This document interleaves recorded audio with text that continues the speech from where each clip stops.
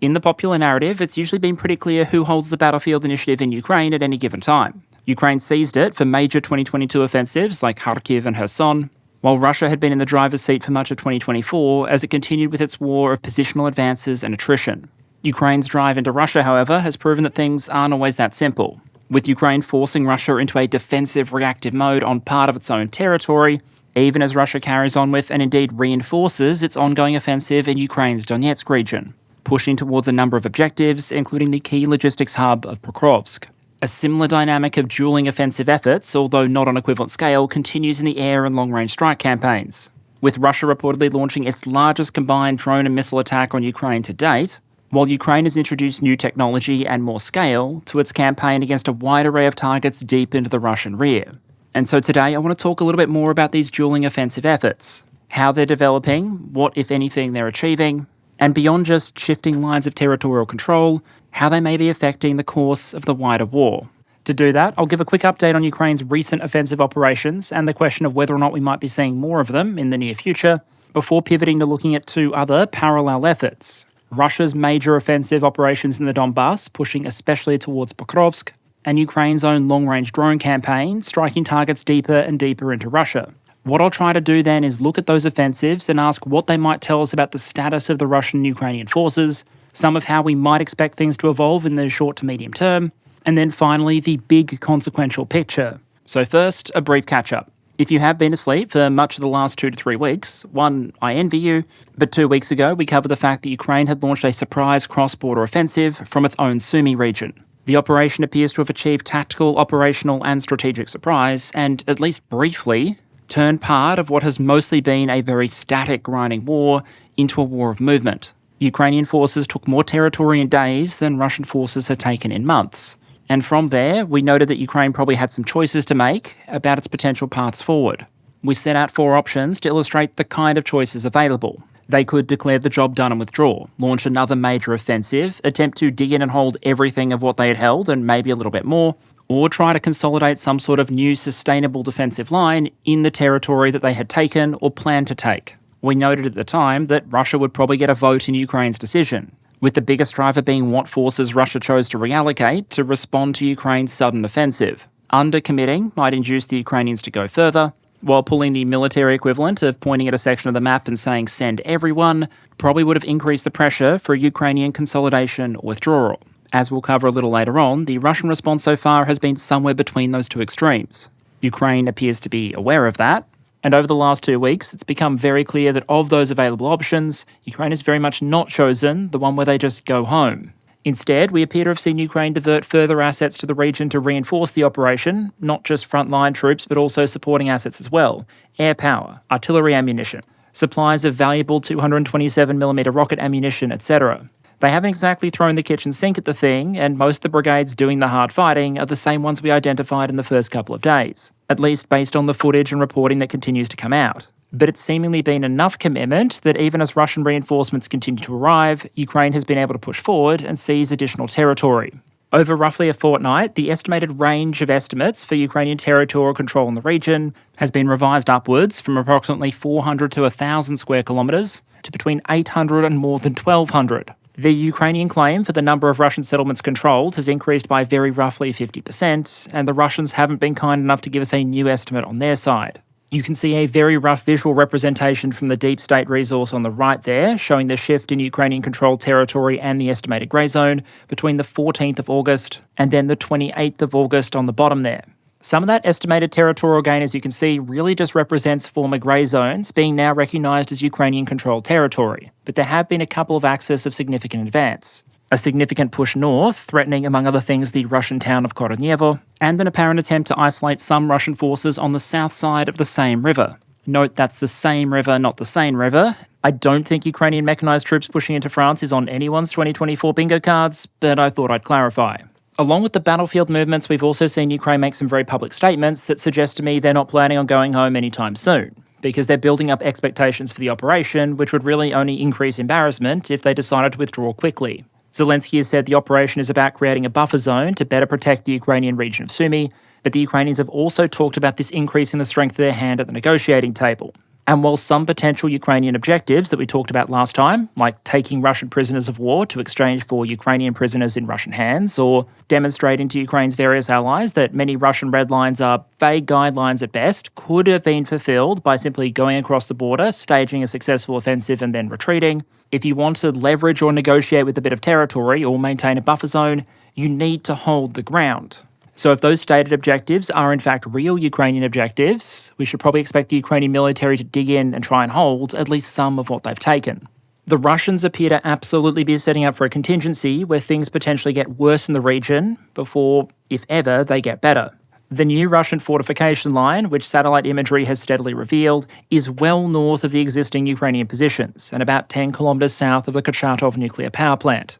A very rough anchor for some of these fortification efforts appears to be the E38 highway, which I'll show marked on screen here. On one hand, that might seem like a bit of a strange choice, because if the fighting reaches that defence line, that very valuable highway is going to be more or less useless, in range of just about everything from ATGMs and FPVs to, of course, even short-range artillery systems. And we've seen some Russian sources claim that at least some of these fortifications are probably being dug in areas that are a bit haphazard or suboptimal. Think places where you start digging a trench and you hit groundwater before you've even gotten to a useful depth. That's just an anecdotal and potentially isolated example, but you imagine that sort of thing probably wouldn't happen if all of these positions were properly surveyed and planned. On the other hand, in logistics terms, running a construction effort is probably going to be a heck of a lot easier if you do it right next to a major road. And so at the moment, in creating these emergency fallback positions, Russia might be prioritising speed and ease of construction over optimum placement. And given that at the moment it looks like Ukraine is very unlikely to test that defensive line in any significant way, that sort of trade-off might be viewed as worth it. And I say unlikely because, at least from the outside looking in, based on Ukraine's recent resource commitments and movements, it looks like they're focused not so much on grabbing as much territory as possible and going as far north as possible, but instead are focused on grabbing a couple of key locations and pieces of terrain that might shape the front to their advantage over the short and medium term. The two landmarks I want to look at today are the town of Korenevo in the northwest and the Glushkovo sub-region further to the south. Korenevo, to the northwest of the Ukrainian-held positions, is very much not the largest settlement we've seen fought over during the war in Ukraine. I think the 2021 population was very roughly 6,000 or so. And the agglomeration, as you can see in the satellite imagery on the right there, is divided into two parts by that water barrier running down the middle. At time of recording, the Russians are assessed to control the west side of that water barrier, with the east being a grey zone. In the context of Ukraine's push into the region, however, Korenevo probably has more tactical value to Ukraine and Russia than that population figure would suggest. If the Ukrainians are able to take it, they'll have a settlement to anchor this part of the line, and one with some potential logistics value, with Korenevo sitting on the rail line that linked Kyiv in the southwest to Kursk in the northeast. Now, obviously, no one's going to want to run locomotives into a town that's still in ATGM and FPV range. But as far as assets go, that's a pretty valuable one for a town to have. And even railway aside, Ukrainian logistics in the region probably look better with Korenevo than they do without it. At time of recording, the best characterisation of the situation is probably that Korenevo is being squeezed, not stormed. Ukrainian forces have been fighting to expand the grey zone out towards the north of the town, and some Russian sources complain that the road supplying Korenevo and the Russian forces there is under Ukrainian FPV coverage. Although it's not clear where that coverage stands on a spectrum from inconveniencing transport to shutting off transport. By reputation, driving in Russia is already an interesting enough experience without high-explosive hobby drones trying to make it just that little bit more interesting. But I would sound a note of caution, saying that in many other places on the front in Ukraine, we've seen both sides able to continuously supply frontline positions, despite the omnipresence of reconnaissance drones, loitering munitions, and of course, thousands upon thousands upon thousands of FPVs. How the situation develops there is probably still very much in the balance, and will owe a lot to what resources are committed, as well as the performance of things like individual drone units and, of course, electronic warfare operators. Another key area to watch potentially is this Glushkovo sub-region to the west of the current Ukrainian positions. This is a Russian sub-region of very approximately 700 square kilometres in the enviable geographic position of being surrounded by Ukrainian-held territory to the west and the south, newly taken Ukrainian gains to the east, and the same river to the north. Ukraine appears to be acutely aware of the precarious supply position for Russian forces attempting to hold that territory, and so we've already seen a few sequels in one of the great series of the war in Ukraine, the Battle of the Bridges. As at time of recording, it's understood that all three permanent bridges across the same river have either been destroyed or essentially put out of action by Ukrainian strikes. In several of these cases, it does appear that HIMARS may have softened things up, but it's often been the Ukrainian Air Force delivering the coup de grace. The follow-up to the destruction of those permanent bridges has been a high-explosive game of hide-and-seek targeting Russian pontoon bridges. Essentially a race we've seen repeated several times at this point, where the Russians will move to quickly set up a pontoon bridge, re-establishing some kind of firm logistic connection between the north and south banks, at which point the stopwatch starts until Ukrainian ISR assets are able to locate that pontoon bridge and indirect fires destroy it. In this situation, I'd argue there are at least three factors that are making this Russian effort particularly difficult. Firstly, it's very hard to conceal a pontoon bridge. Everyone knows where the river is, everyone knows where the roads to the river are, and everyone knows where to focus their attention as a result. Plus, you can't exactly just paint a bridge blue and expect it to bypass drone spotting. Problem two is that pontoon bridges tend to be fairly fragile compared to their concrete equivalents, so you probably don't need special deliveries from the Ukrainian Air Force in order to deal with them, which links into problem three. A lot of these things are in range of Ukrainian indirect fires.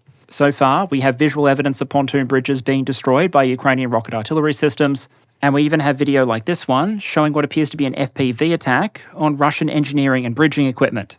In comparative terms, I'd actually argue the pre-invasion Russian military was very well provisioned to cross rivers and quickly establish pontoon bridges. That doesn't mean they've always been good at it, especially under enemy fire, or that every amphibious vehicle is prepped for a river crossing. Just that, at least on paper, they do have the units, personnel, and equipment to make this kind of thing happen. The problem is, I think just about any military would find it incredibly difficult to try and carry out the task the Russians have set themselves. That said, I'd be cautious about being too quick to predict any rapid changes in the area, like the Russians pulling out of Glushkovo and the sub-region in the coming days. Cutting the bridges might make the Russian supply situation difficult, but it doesn't necessarily make it untenable, and especially not quickly. This isn't Hearts of Iron, where you can send one unit to cut a vital supply line, all the enemy units deorg, and the opposing player rage quits in a matter of minutes. Modern combat brigades will hungry hippo their way through an immense amount of supplies per day when engaged in active combat operations, but in this situation, not all of those demands are probably immediately applicable. In terms of supply tonnage required, the biggest drivers are often going to be things like ammunition and to a lesser extent fuel. The more correct term there is probably actually POL, petroleum, oils and lubricants, which encompasses the whole range of things military vehicles need in a healthy hydrocarbon diet. A lot of that ammunition consumption is often going to be driven by the artillery, and in this situation, the Russians can operate a lot of their artillery supporting this southern hold from north of the river. There are also potentially ways around the food, fuel and water problem. Fuel demand can be cut simply by having units mostly defend in place rather than stay mobile, and because there was a civilian population in many of these towns, you might see the Russian military units in the area leverage the available local civilian resources for things like food, fuel and water. And you can see one alleged case of the reallocation of civilian resources towards Russian military personnel on the right there. Essentially, there's room for this to be more of a slow burn than a stopwatch type situation. The Ukrainians know that any Russian military personnel in the Glushkovo region are in an unenviable position at best and are very unlikely to pose anything in the way of offensive military threat. They have no practical way to bring significant amounts of heavy equipment, reinforcements or ammunition forward in order to enable them to take that sort of action. So under those circumstances, the Ukrainians are probably comfortable to just leave them to wither for a while. But at the same time, the Russians aren't exactly under critical pressure to withdraw absolutely all of their troops. Yes, they're in a dangerous and potentially suboptimal position, but they're not exactly going to starve tomorrow. Going forward, we'll keep a close eye on this area, although it is worth briefly reflecting what it might mean for Ukraine if the Russians are eventually forced to withdraw and this territory falls under Ukrainian control. A lot has been made in some circles of the idea that by going into the Kursk region, that Ukraine has stretched and extended its front lines, which is something that would normally favour whatever power has access to more personnel and resources, in this case Russia. But if the Glushkovo sub-region falls without much change to the other Ukrainian positions, the front line actually looks like it would shorten considerably. That vertical on the left would flatten out, the front would move forward, and now a significant portion of it would be anchored on the same river, which doesn't have any current permanent bridges across it. That water barrier would then presumably significantly aid Ukrainian defensive efforts, which might enable more economy of force in the area. All else being equal, you simply do not need as many troops per kilometre of front to blap an opponent that has to come across a river, as opposed to one who can just golf cart across a field. Couple that with the fact that in some places Ukraine has already occupied former Russian defensive positions which may be repurposed, additional towns or geographic features, and just how long and difficult to defend the new front line in this area is for Ukraine, I think ultimately remains very much an open question. There's also the possibility we need to grapple with that this may not be the last Ukrainian offensive jab of the year. Some Russian sources are publicly anxious about what they perceive to be Ukrainian troop build-ups in other regions, And given the at least tactical and operational success of Ukraine's little cross-border road trip, there have been some suggestions that Ukraine might have gotten a little bit of a taste for this whole invading Russia thing, and there may be more where that came from. Russian state media, for example, recently reported pretty openly on what they described as Ukrainian attempts to break into the Belgorod region. Ukraine didn't comment on the claims at the time, and the Russians, of course, indicated that all Ukrainian efforts had been repelled. But it's probably fair to ask the question, if we did see any Ukrainian military activity develop in this direction, why might they choose to do so, given the demands of the Kursk operation and, of course, the fighting in the Donbass and elsewhere? One general possibility is that Ukraine might be hunting for other areas of the front where it can apply a proverbial hard weapon to a soft target, a place where it might be able to temporarily seize the initiative, overrun a number of positions at relatively limited cost, and make some economical gains. The geography of the region also provides some potential clues.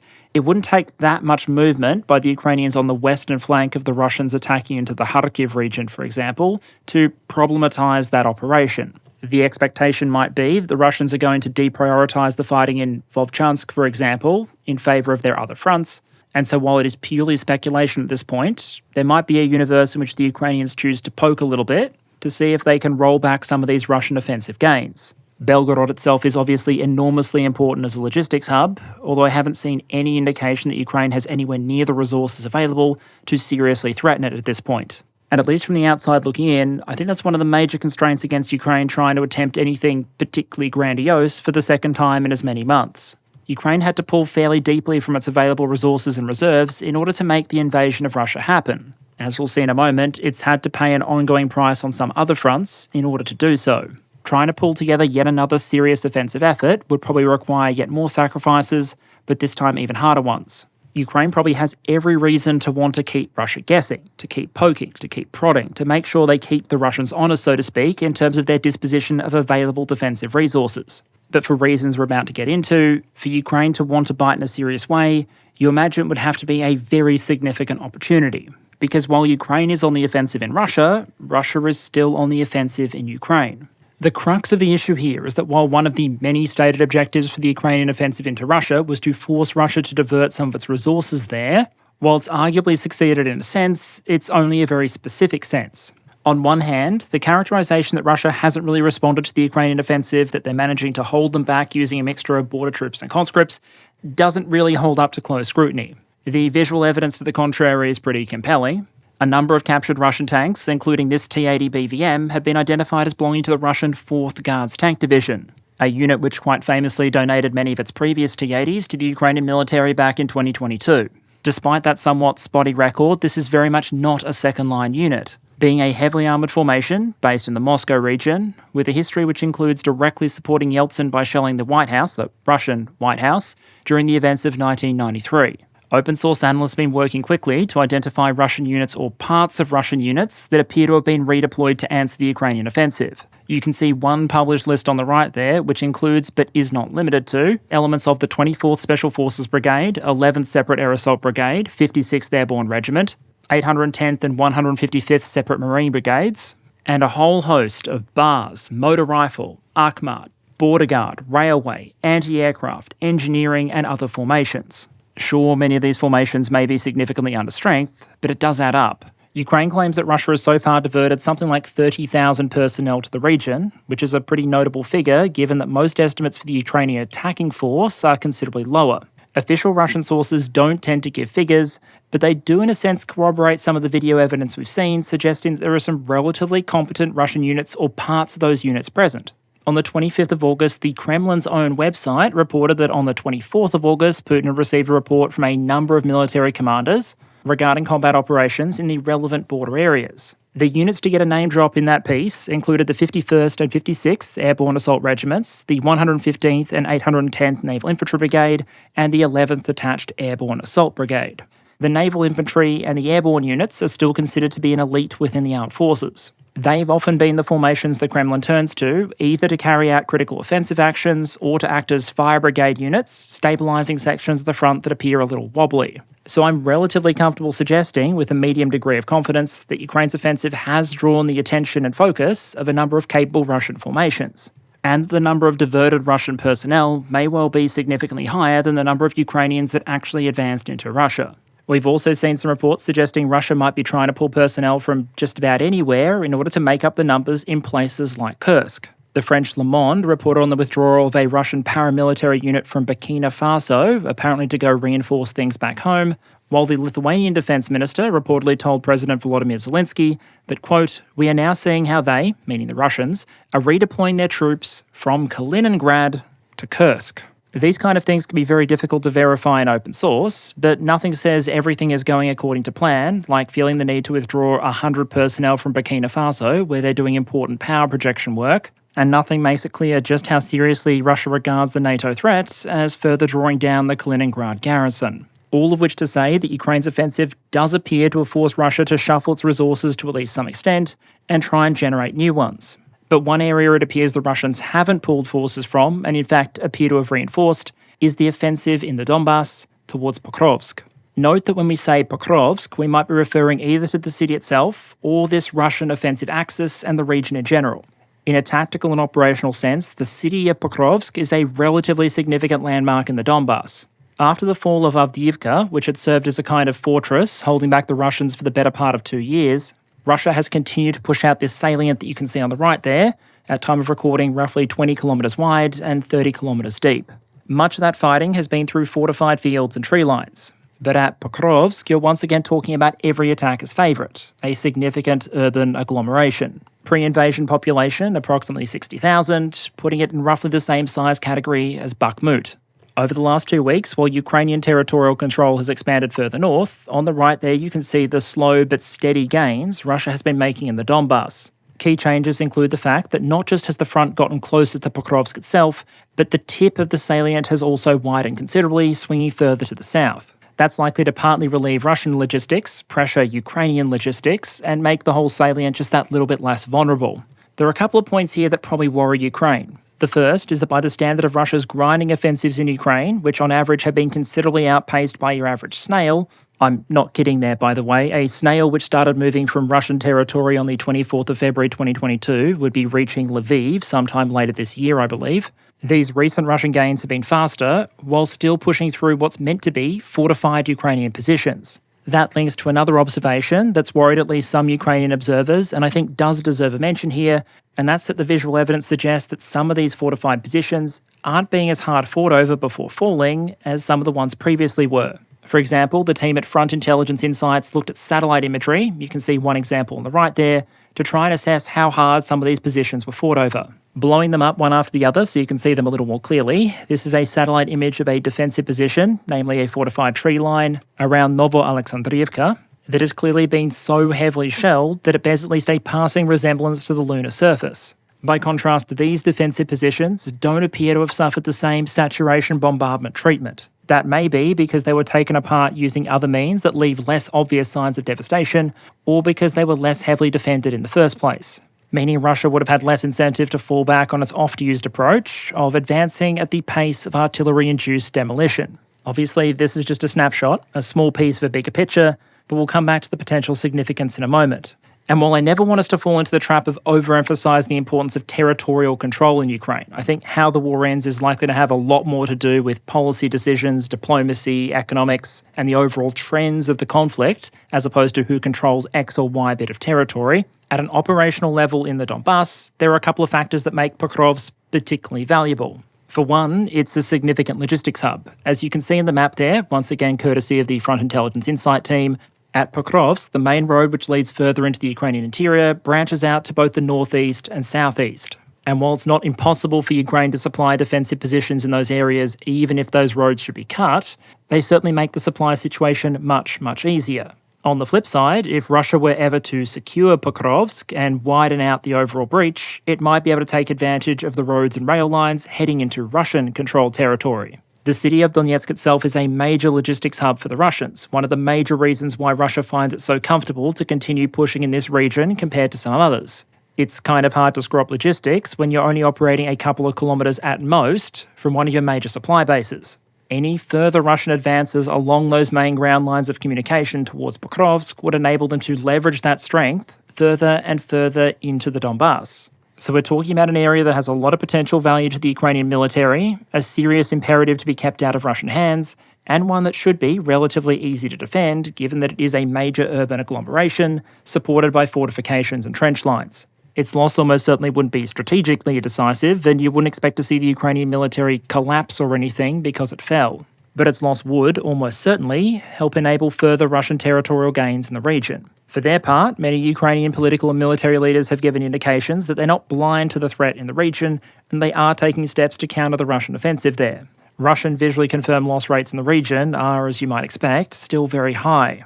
And it remains to be seen just how far the Russian offensive will be able to go before it eventually culminates. So before we move from the ground into the air and the evolving long-range strike campaigns from both sides, I want to ask what both these offensives might be able to tell us about the status of the two forces, and, insofar as is possible, how we might expect to see the situation evolve in the coming days and weeks. Because here, to greatly oversimplify, I'd argue we have two very different campaigns, telling very different stories, showing off respectively both the best and worst of the Russian and Ukrainian militaries in 2024.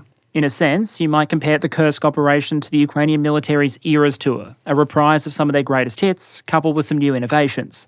It proved the Ukrainian military is capable of planning a complex operation, keeping it secret, seizing the initiative, integrating various effects as part of a combined armed offensive, successfully integrating air defense, drones, airstrikes, missile strikes, electronic warfare, and then conduct a relatively dynamic, fast-moving assault that was, by the standards of this wider war, conducted using a relatively small force, all things considered. Some of Ukraine's historically better units have shown that they have been able to regenerate themselves after previous battles, and proven that they still have a very sharp edge. It's the kind of Ukrainian force that might be able to look at an overall larger Russian opponent and still find ways to restore movement and make significant gains through speed, surprise, and violence of action. And even in many places where Ukraine has remained primarily on the defensive, they've continued to inflict consistently more visually confirmed equipment losses on the Russian military than they have taken in turn. But then, at the other end of the spectrum, you have some vastly different observations that come out of the fighting in the Donbass. And specifically, at least according to a number of Ukrainian commentators, the fighting around Pokrovsk. Throughout this war, all else being equal, soldier for soldier, the Ukrainian military has had to be better than its Russian opponent, or we'd probably be looking at a very different war right now. But that relative superiority doesn't mean the Ukrainian military isn't without some deep-seated issues and that they can't cause serious problems. Recently, we saw Ukrainian commentators like Serhiy Sternenko, who's long been a significant figure in the provision of drones to the Ukrainian military, come out and go public with a number of complaints about the defence in the region. Many of the problems he described are issues we've previously discussed in the context of the Russian military, but that doesn't mean the Ukrainians are immune to them. Poor coordination between friendly units, localised manpower shortages, poor coordination of electronic warfare leading to a bunch of fratricidal jamming. Sometimes poorly coordinated unit rotation, so you might have troops come off the line before their replacements arrive, meaning that when the new guys do arrive, they may not discover a prepared defensive position, ready for them to hold, but instead a bunch of Russian defenders already in position telling them that they got the wrong trench. And alongside all of that, the issue of bullshit in reporting, where higher-ups are continuously told that of course the defensive positions have been prepared and the situation is under control, even if the actual tactical situation bears a closer resemblance to the "this is fine" meme, but with added Russian artillery fire. The last 2.5 years have made pretty clear that Ukraine is probably further down the path of cultural and institutional reform in the military than Russia is. If that wasn't the case, again, the war would probably look very different today. But it's also clear that in places there's potentially still a very long way to go. And as a very general observation applicable to a range of organisations, not just to militaries, these kind of deep-seated issues often become the clearest, and consequently the most difficult to ignore, during incredibly difficult situations. And especially for the troops involved, the fires of the Donbass campaign almost certainly qualify.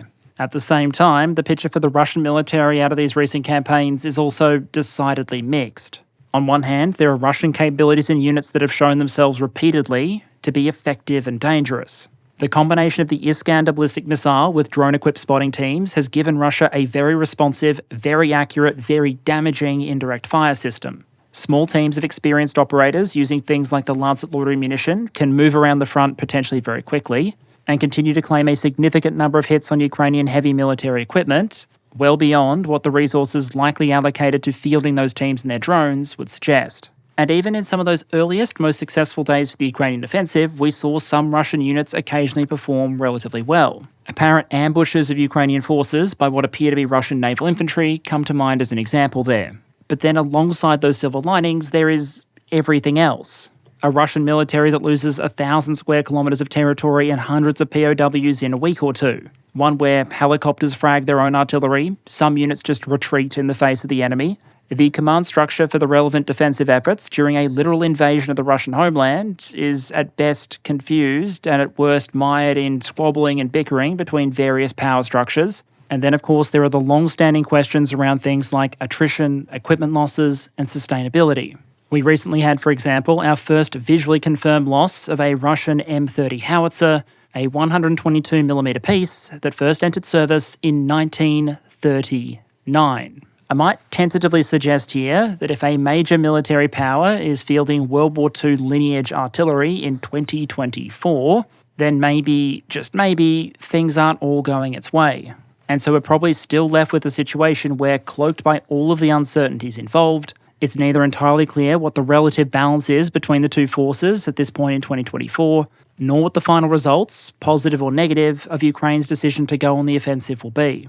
There are certainly parts of the Ukrainian operation that already have a clear result and a legacy. The Ukrainians have indicated they took about 600 Russian POWs during the offensive, and while I would generally suggest that it's probably safer to treat combatant claims about enemy personnel or heavy equipment losses during a conflict like this one, with about as much credibility as a phone call from a bloke saying that he's from the tax office and you really need to get him some gift cards right this second, otherwise the cops are going to summarily execute you over back taxes or something, POW figures are usually going to be much harder to fake, especially in one direction. Mostly because once you have them, people expect to see them again, whether that's the other side exchanging them or international organisations wanting to check in to see how they're being treated. We've already seen Ukraine and Russia have at least one POW exchange since the Ukrainian offensive began, with more than 100 Ukrainian POWs, some captured in 2022, finally being able to return home. But in terms of the bigger picture military impact on the ground, the outcome is probably still very contingent. There is a world in which Ukraine publicly embarrasses Russia and gets away with seizing north of 1,000 square kilometres of territory, and is still able to hold its key defensive anchors in the Donbass. At the same time, the opposite is also very much possible. In a sense, how the fighting in the Kursk region plays out will resolve what Ukraine ultimately gains from its offensive, while what Russia's push in the Donbass ultimately achieves will determine, in part, what it may have cost. A level up again from the battlefield impact is the political and the diplomatic. It's that sphere, I'd suggest, where you're more likely to find things that could significantly shift the momentum of this war one way or another. And it's also potentially where the most consequential impact of these dueling offensives may be felt. But before we zoom out to that level, we need to look at one more element of Ukraine's offensive efforts: the changing tactics, scales, and technology of its long-range strike campaign. With Ukraine looking for new, more effective ways to strike into the Russian rear at scale, while Russia pushes new boundaries in terms of what they're willing to target and how. In the interest of time, we're going to focus on the Ukrainian side of that campaign today, but we'll come back to the Russians soon enough. The first element of this effort, which has been steadily ramping up for a while now, is long-range drone attacks on Russian airfields. We've flagged that these are happening for a while now, but I think we can now talk a little more confidently about what is being attempted, what it's achieving, and what sort of trajectory we're on here. In terms of recent changes, it does feel like we may have seen a bit of a shift in how Ukraine targets these airfields and what they target them with. Assessing the what for sure is obviously difficult because drones can go off course, drones can miss, and so trying to understand what they were trying to hit just based on where we can see damage after strikes land is a flawed endeavour. But here's an observation for you.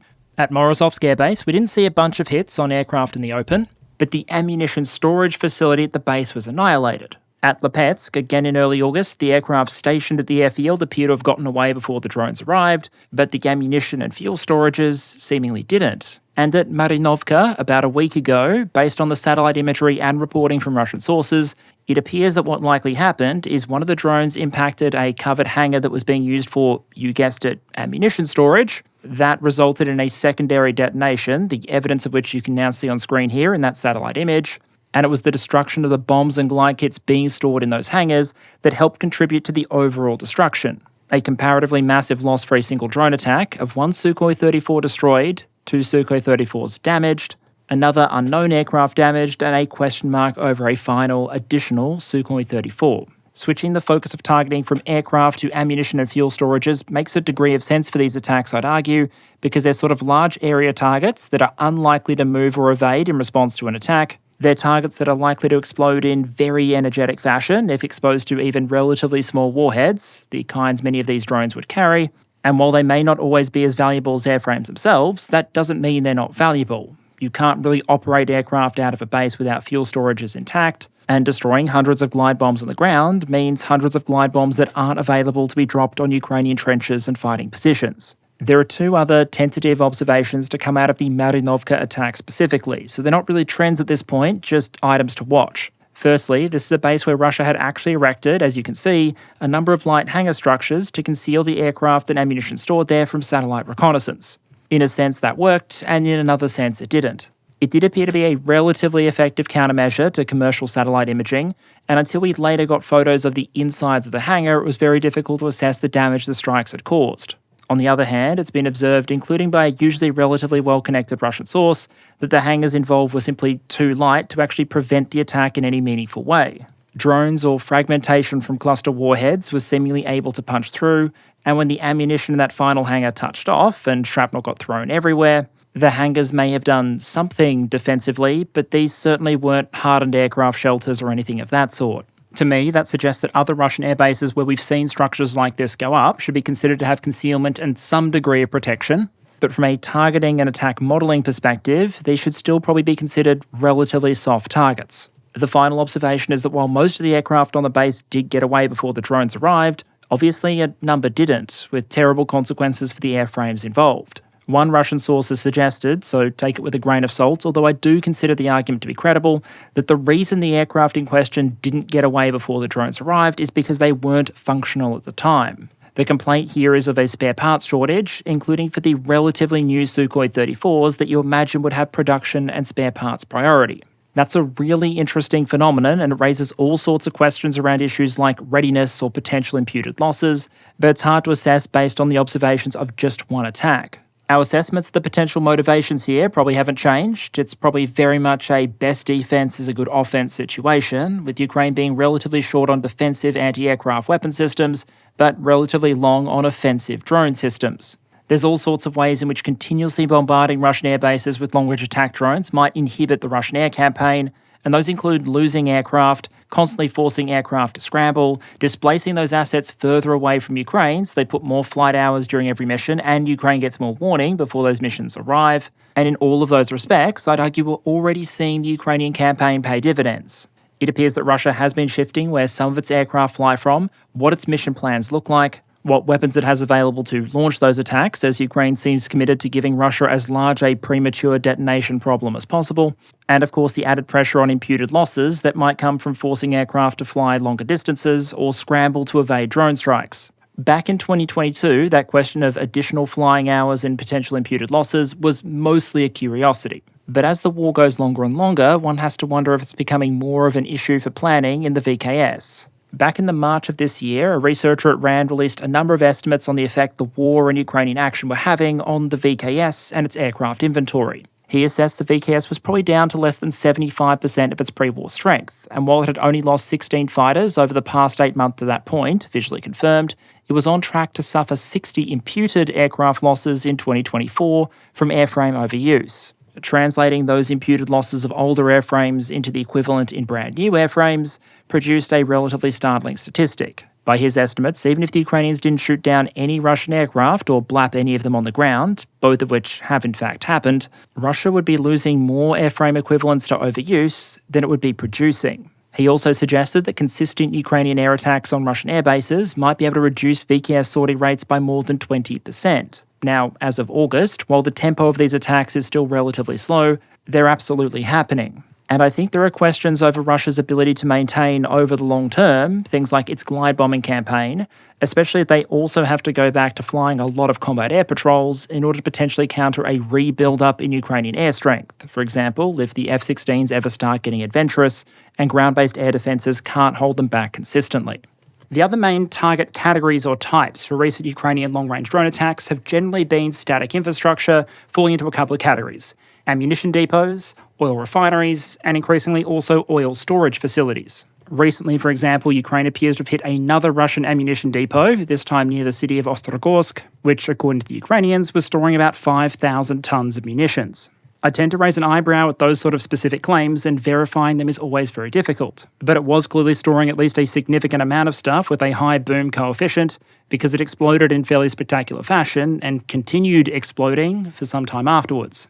As we noted earlier, ammunition depots make for great long-range drone attack targets because they are highly explosive, militarily valuable, static and difficult to conceal, and directly address a key area of Russian military advantage. And note, I did say another ammunition depot because this has become something of a recurring event, even if you narrow the space you're talking about just to the Voronezh region. There was satellite imagery that came out showing evidence of a previous hit on another depot back in June, and then in August we helpfully got the imagery on the right there, helping to confirm some of the results of a July strike. I think the image on the right there is particularly useful in bringing home the scale of detonations that we can be talking about here, and I'm sure there are some in Ukraine who would like to continue to extend their thanks to those in Russia, who continue to ensure that the Ukrainian military and the internet as a whole continue to have access to timely and high-definition imagery to support bomb damage assessment after Ukrainian strikes. I think the somewhat sorrowful close-up on destroyed ammunition on the right there really just brings the whole composition home. The key point I've been trying to hammer home again and again is that there's only so much damage you can do to a lot of targets with the roughly 20-kilogram warhead you might be able to fit on a lot of one-way attack drones. Even if you can increase that to 40, 60 or 70 kilos, you're not going to achieve the kind of demolition you can with the 250 plus that you might fit on a full-size cruise missile. And indeed, unless Ukraine has been secretly flying cargo planes over Russian airspace and rolling out the old Moabs, this is a case of the target doing 99% plus of the destructive work itself. And we've seen some of that same effect, albeit to a slightly lesser extent, when talking about Russian oil refineries. Oil products are generally going to be less explosive than literal high explosive, but a lot of them are still pretty keen to burn if given the right encouragement. When Ukraine scored a number of apparent hits on a major Russian hydrocarbon storage site in the Rostov region, the fire initially only affected a limited number of tanks. But in the days that followed, the fire would continue burning and a number of additional tanks would be affected. Despite Russia seeming to employ a range of relatively creative firefighting techniques, including the deployment of Orthodox priests to the site, the fire appears to have continued burning for around 11 days. And while there is nothing strictly new about Ukraine using long-range attack drones against Russian oil infrastructure, I do think that recently we're seeing a case of more targets, further, and more often. More targets in the sense that we're now seeing more attacks against storage sites as well as the refineries themselves. We'll come back to why that might be in a moment. But at least for the moment, we're also just seeing targets in general hit more often, and some at much longer ranges.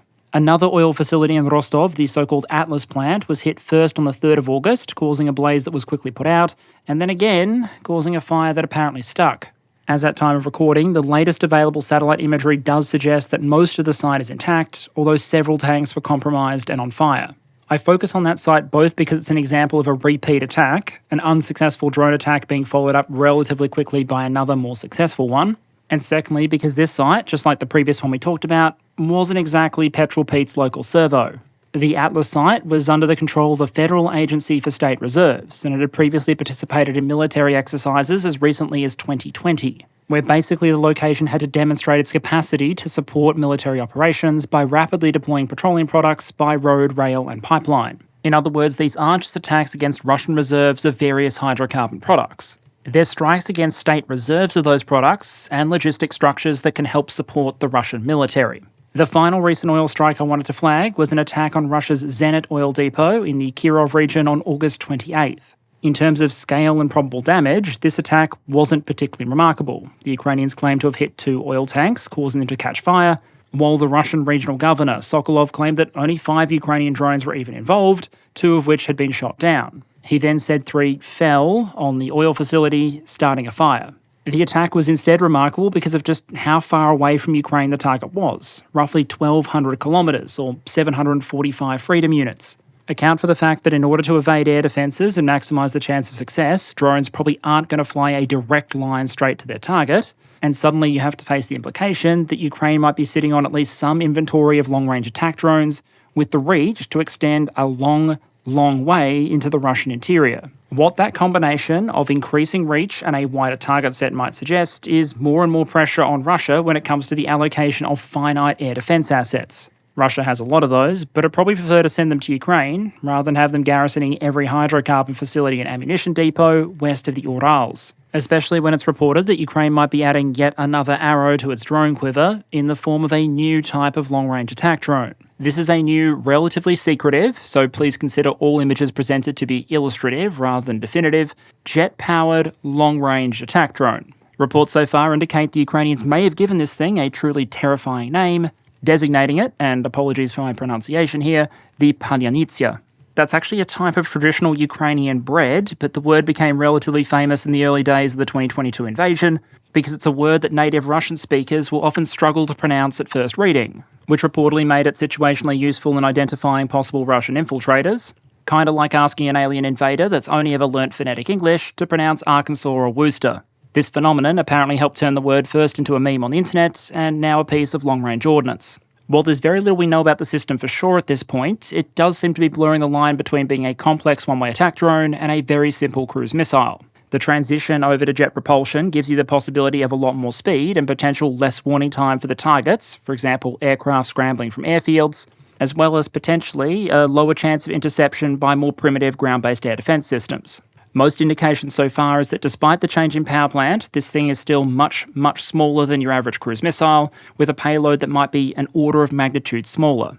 If that's true, I'd tend to compare the system's lineage not so much to conventional cruise missiles or weaponized lawnmowers like the Shahed or Ukraine's various equivalents, but instead more to like something like existing target drones. Smaller jet-powered systems normally used for training, but which hypothetically could be modified to accommodate a small payload. I've got a British equivalent on screen here just to give you an idea of the sort of thing I'm talking about. I can't see any reason the Ukrainians wouldn't have been able to take a concept like this one and modify it so it's intended to shoot at people rather than be shot at. While this would represent a bit of a jump in terms of what systems and capabilities Ukraine is capable of producing locally, I think it's important not to overemphasize the impact of what we're talking about here. In terms of capability, this seems like an evolutionary, not revolutionary system. Faster and potentially more evasive than what came before, but still fundamentally a small one-way attack drone. There is also, I think, a serious question about pricing and sustainability, at least based on what we've heard so far.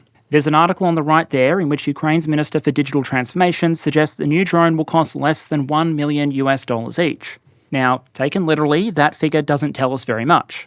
A bloke who says he earns less than $5 million a year and can bench press less than 250 kilos isn't technically lying if he can bench 60 and pulls in $20 an hour. But if the actual figure here is anywhere close to $1 million, that's probably an issue. One reason that existing piston-engine one-way attack drones are so efficient even when they're shot down in large numbers is that you probably expect to be paying somewhere in the five-figure range to deliver your double-digit kilo payload. $1 million per unit would be at least an order of magnitude removed from that, meaning you would need one heck of an efficiency gain in order to make a large-scale investment worth it. It's also a price point where, if Allied restrictions didn't exist, you'd probably be much better off buying existing systems off the shelf.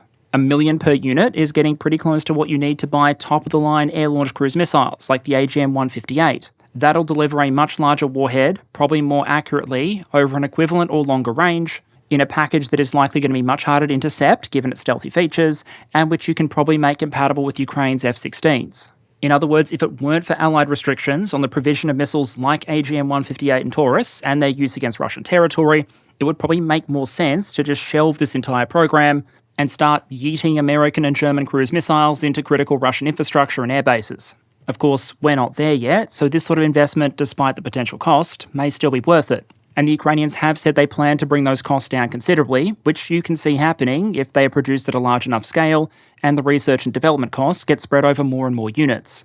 Even a small investment, though, might be comparatively worth it if it forces Russia to invest in new sorts of air defences around a wide variety of targets, just in case the Ukrainians decide to go after said targets with a salvo of difficult-to-pronounce baked goods. We've also seen the Ukrainians preview another new capability in the form of a domestically produced ballistic missile. Details are sparse, although we have been given a number of range estimates which tend to cluster around the 500-kilometre mark. That range figure suggests to me the Ukrainians may have resurrected their pre-invasion TBM program, something we said might be possible way back in 2022. Ukraine actually showed off a launch vehicle for the so-called Trim-2 missile before the Russians invaded, but the missile itself reportedly wasn't ready at the time. As to why a system like this might matter more than the bread drone, even if it's available only in very limited numbers, The answer is that you can imagine it serving basically as ATACMS, but with no targeting restrictions.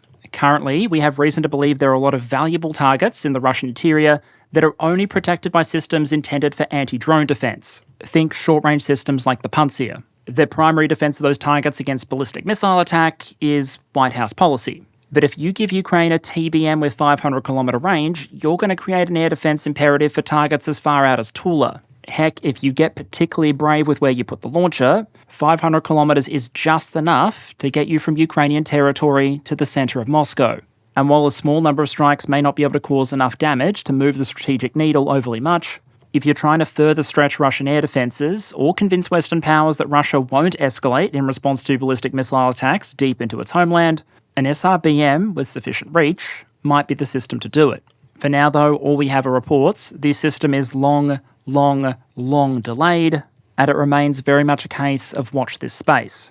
When we're talking about these long-range attacks and the way they're evolving, I think it's important not to overstate the impact. There are certain effects that we can see, like the stretch on Russian ground-based air defences, the redistribution of Russian aircraft, the destruction of key infrastructure. And if you told your average observer in March 2022 that 2.5 years later the Russians would be erecting anti-drone screens around oil facilities, I doubt you would have scored an invitation to speak at the next conference. But the scale of the damage, especially in the context of a country with Russia's size and resources, does need to be kept in perspective.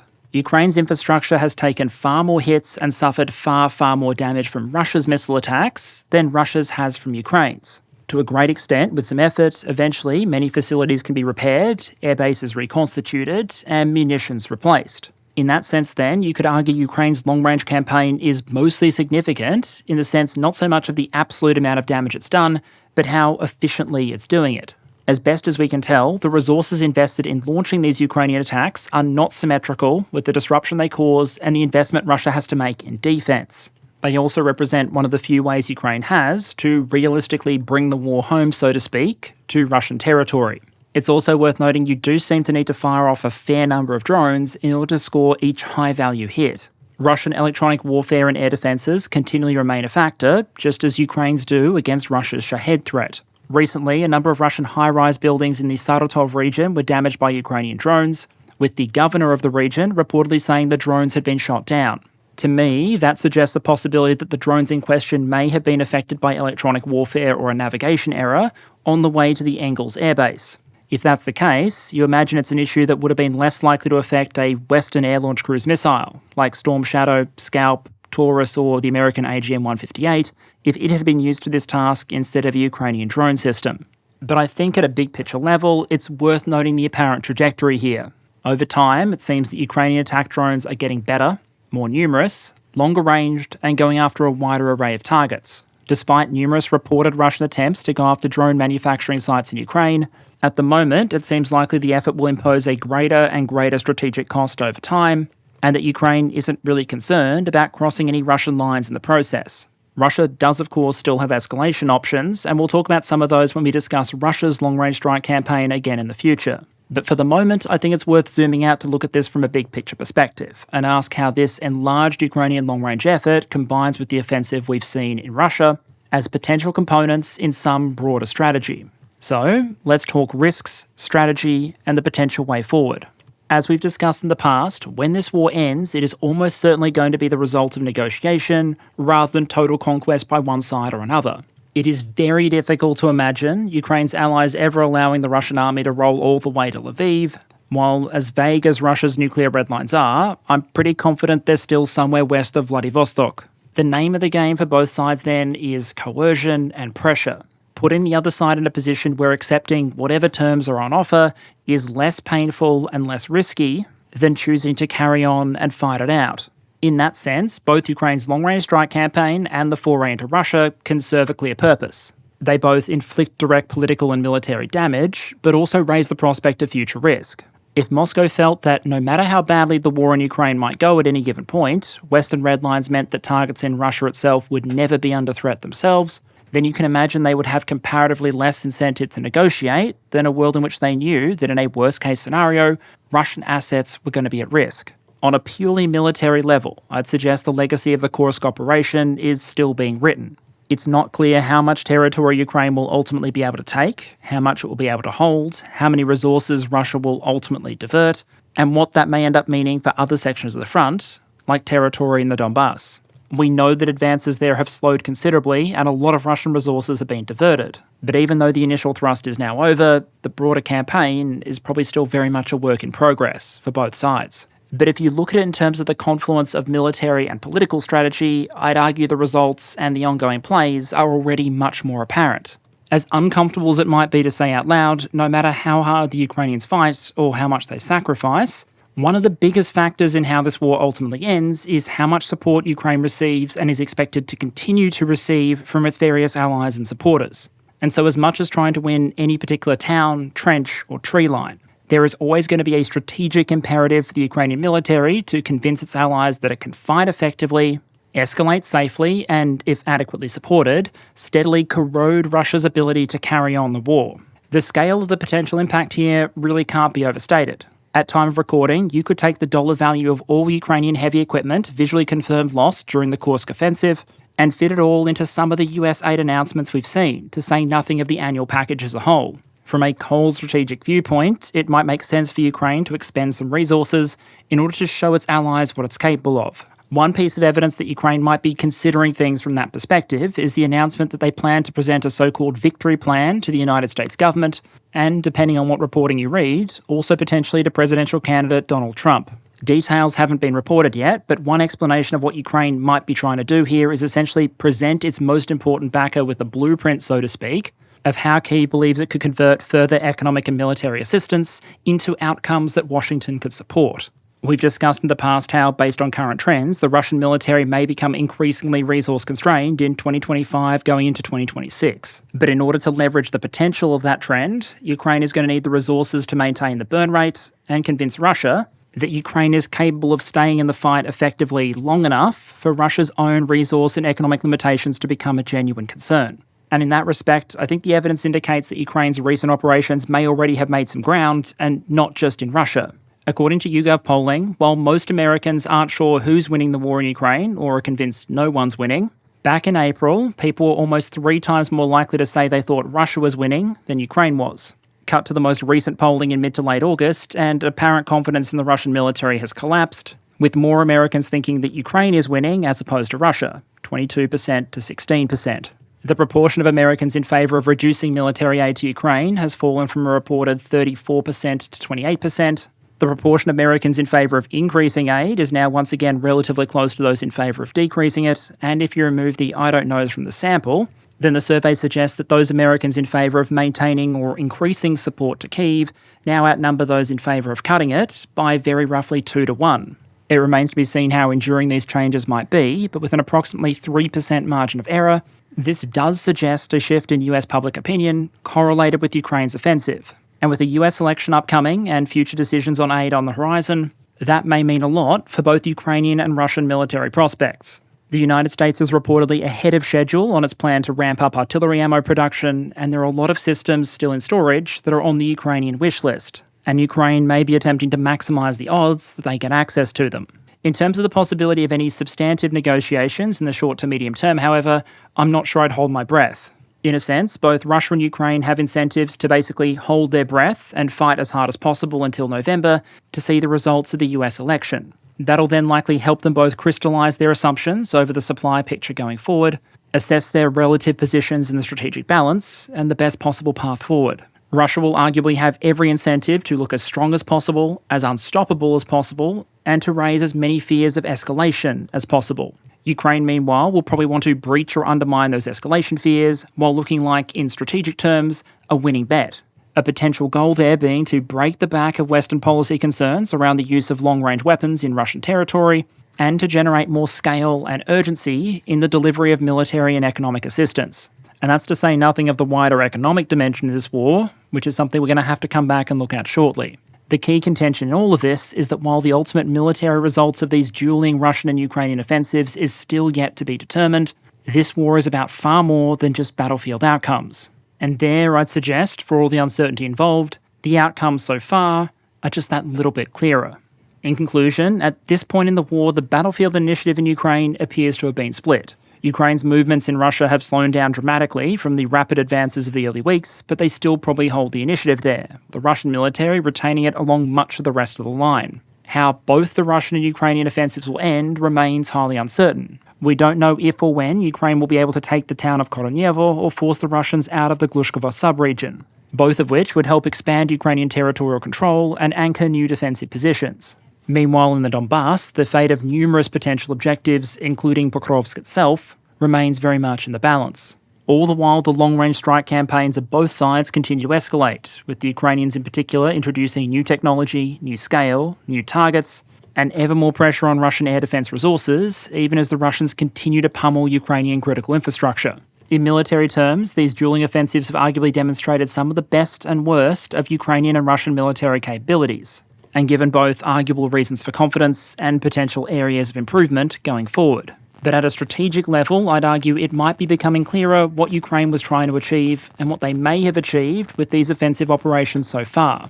Not just in terms of the diversion of Russian units in order to halt Ukraine's ground advance or the redeployment of VKS assets out of ATACMS range, but in terms of impacting domestic morale, breaching Russian red lines, and potentially shifting international perceptions of the war at an absolutely critical juncture. Whether that trend continues and how that impact plays out in the coming weeks or months, however, only time will tell. And okay then, channel update to close out. I found this episode was a relatively interesting and in some ways difficult one to do because it's always hard to strike the balance between reporting on the actual progress on the ground of the military campaigns and what the potential implications are at a higher strategic level. Hopefully you feel I got that balance right today, but it did bring home to me that we probably need an update on the Russian and Ukrainian war economies, and with it the Russian long-range strike campaign at some point in the near future. That one will probably be a bit more data-heavy, but after some more conceptual episodes, I'm sure you're all ready for another attack at the graphs. In terms of wider updates, patrons, by the time this one goes live, there should be a belated update posted for all of you, and I'll likely be following up with some update around future travel and some requests for input into future content in the near future. Baroon Gaming people, I'm not sure you'll get your update tomorrow. There are other priorities that always have to be cleared first, but I can say that at the very least, I'll do what I can. Thank you very much all of you for watching and for your ongoing support, and I hope to see you all again next week.